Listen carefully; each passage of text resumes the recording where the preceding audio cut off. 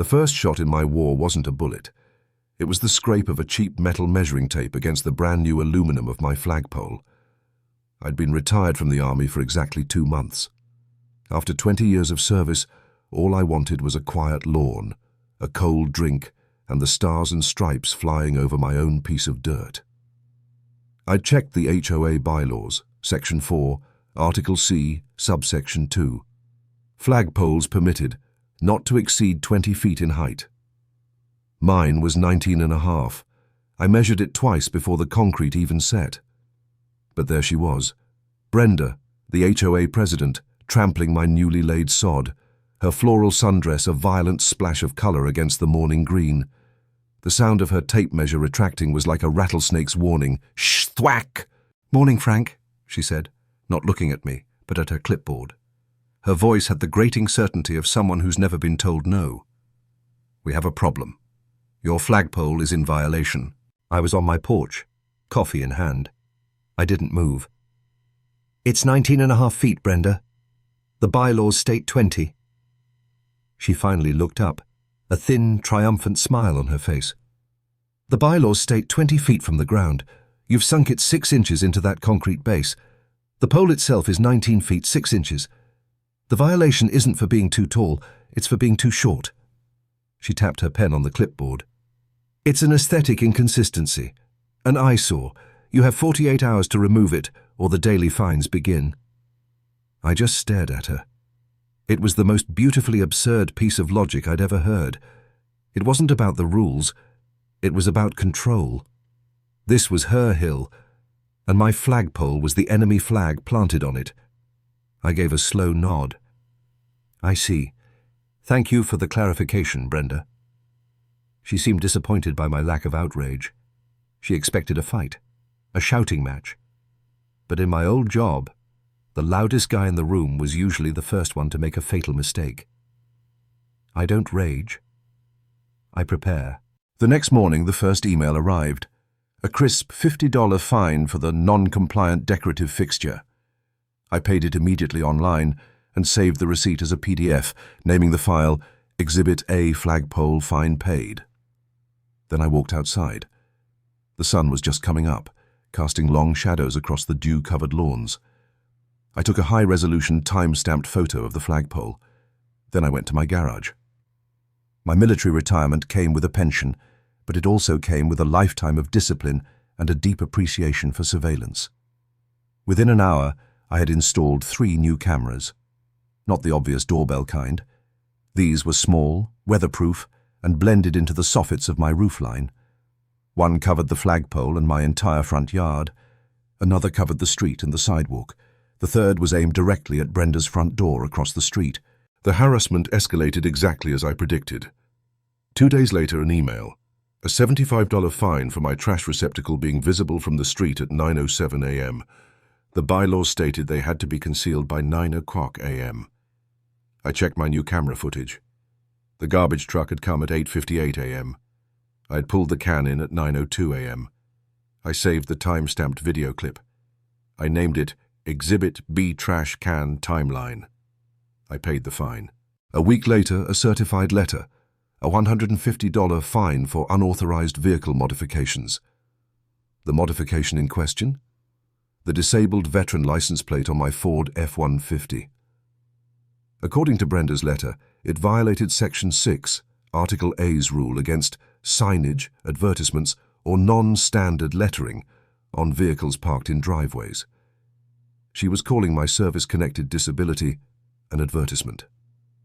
That's when I knew this wasn't just about control anymore. This was personal. This was a campaign to push me out. So, I opened my laptop and created a new folder on my desktop.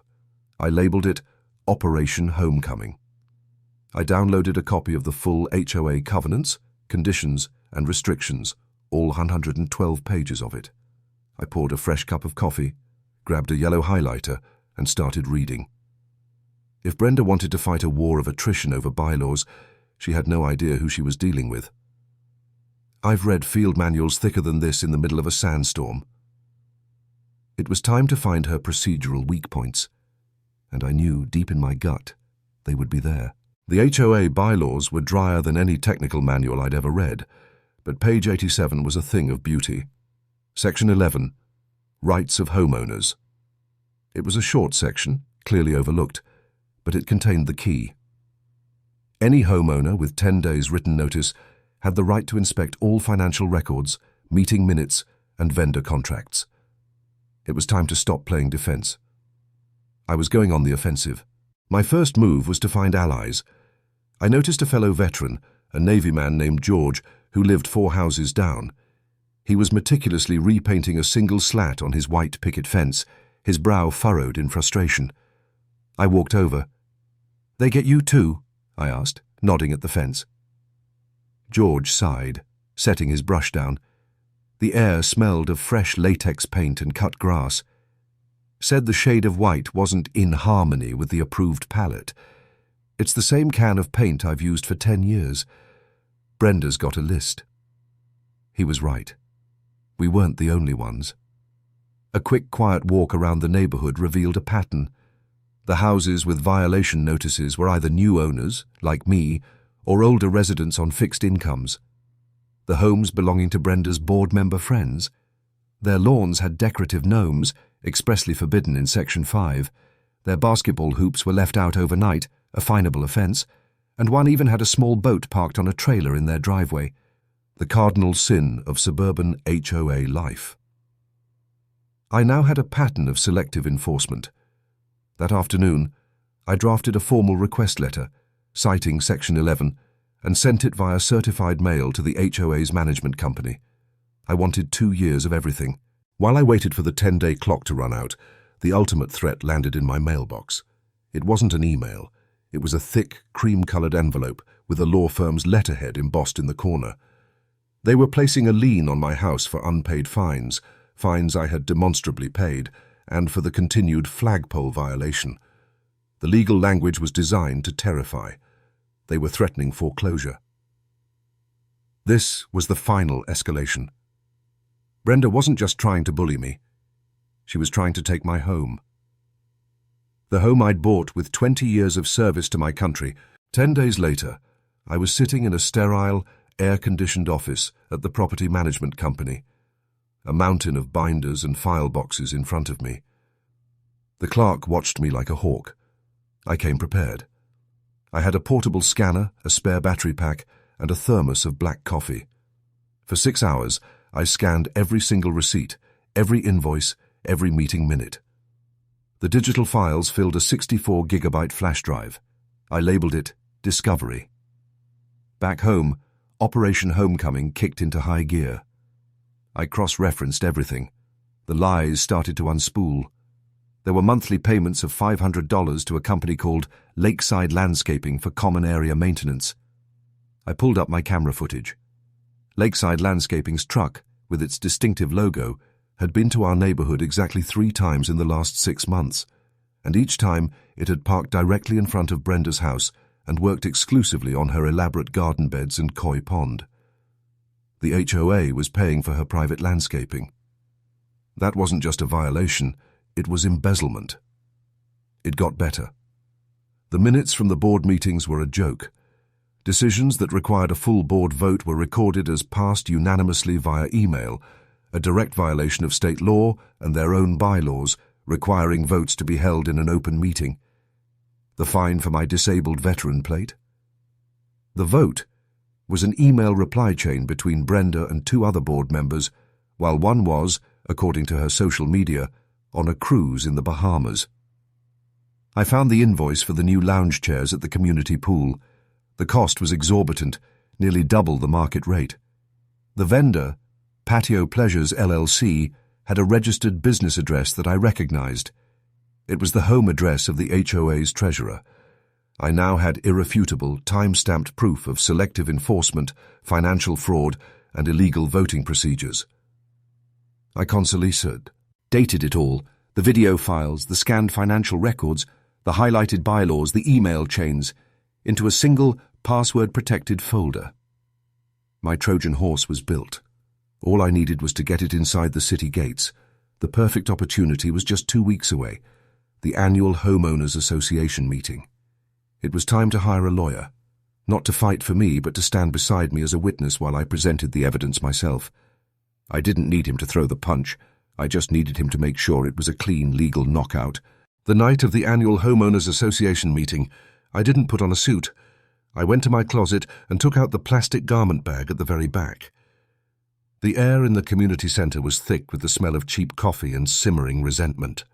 About 30 homeowners were scattered on uncomfortable folding chairs, listening to Brenda drone on about the budget. My lawyer, a sharp-eyed man named Davis, was already there, sitting quietly in the back row, his briefcase on his lap. I waited until she moved to the new business portion of the agenda. Then I opened the door at the back of the room. The sound the door made, a low groan, was the only sound in the room for a moment. Every head turned. The hum of the fluorescent lights suddenly seemed deafening. I was wearing my army service uniform. The deep blue jacket, the perfectly creased grey trousers, the mirror shine on my low quarters. The rack of ribbons on my chest told the story of my 20 years. It wasn't a costume. It was a statement. I walked slowly down the centre aisle. The click of my heels on the linoleum floor was a steady, deliberate rhythm. I could feel Brenda's eyes on me, her cheerful presentation faltering. I saw a flicker of confusion, then annoyance, then something that looked a lot like fear. "Frank," she said, her voice tight, "this is a homeowners meeting. We're not—" "I'm a homeowner," I said, my voice calm and even as I reached the single microphone set up for residents. "And I have new business." I looked out at the faces in the room. George, the Navy veteran, gave me a slow, determined nod. "My business is the integrity of this board." Brenda tried to cut me off, citing procedural rules, but I was ready. According to Section 12, Article A, any homeowner may address the board during new business for a period not to exceed 5 minutes. I am invoking that right. I turned to Davis, who stood and gave a slight nod. "For the record, my name is Frank Miller. This is my counsel, Mr. Davis, here to observe. I have prepared a short presentation." I pulled the Discovery flash drive from my pocket and plugged it into the laptop connected to the room's cheap projector. The first image that flashed on the screen was a high-resolution photo of my flagpole. This is the flagpole President Brenda cited as an aesthetic inconsistency. And this, I clicked, is a copy of the bylaw she used to fine me. I went through the harassment methodically, the trash can violation, with the time-stamped video of me complying within minutes of the truck's departure. Then, the disabled veteran license plate. A murmur went through the crowd. "But this isn't about me," I continued, my voice never rising. "This is about our money." I clicked to the next slide. On the left, the invoice for $500 from Lakeside Landscaping. On the right, a crystal-clear video clip from my surveillance camera. The Lakeside truck was parked in front of Brenda's house, and 2 men were meticulously tending her prize-winning rose bushes. The timestamp matched the invoice date perfectly. There was an audible gasp from the crowd. Brenda's face went white. "This is an invasion of my privacy. This is illegal." "The camera was on my property, Brenda, pointed at the public street. It's called evidence," I said calmly. I clicked again. The invoice from Patio Pleasures LLC for the pool chairs appeared next to a screenshot from the county property appraiser's website, showing the registered business address. It was the treasurer's home. He sank so low in his chair he almost disappeared. And finally, the votes. I displayed the email chains. The illegal e-vote for the license plate fine, the vote to approve the landscaping contract. State law and our own governing documents require these decisions to be made in a properly noticed open meeting, not over email while you're on a cruise. The room erupted. Brenda, her face flushed with rage, banged the gavel. "This meeting is adjourned." That's when Mr. Davis stepped forward. "I wouldn't do that," he said, his voice cutting through the noise. "Adjourning a meeting to avoid a recall vote or a motion to conduct a forensic audit could be construed as a breach of your fiduciary duty. Furthermore, The evidence presented here has been compiled and delivered to the District Attorney's Office.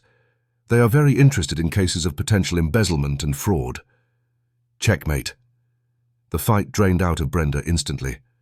The treasurer looked like he was going to be physically ill. Within 5 minutes, a motion was made from the floor to remove the entire board. It passed with a unanimous show of hands. Another motion to hire an independent auditor passed just as quickly. The aftermath was swift. The audit revealed years of financial mismanagement. Brenda and the treasurer sold their homes and left the neighborhood before facing civil suits. We elected a new board, headed by George the Navy vet. Our first act was to amend the bylaws, adding clauses for transparency and making illegal email votes impossible. My flagpole is still there, 19.5 feet tall. The flag flies every day. I wore my uniform that night for one reason. Brenda had attacked me for my service, turning a symbol of my sacrifice into a violation. So I showed her, and everyone else, what that uniform actually represents: integrity, accountability, and a commitment to a code. She thought she could win by weaponizing the rules, but she forgot the most important one. You don't back a soldier into a corner. He'll just find a way to out-prepare, out-maneuver, and outflank you. They learned that lesson, and it only cost them everything. What's the most outrageous rule your HOA has ever tried to enforce? Drop your story in the comments below, and make sure to subscribe for more tales of homeowner justice.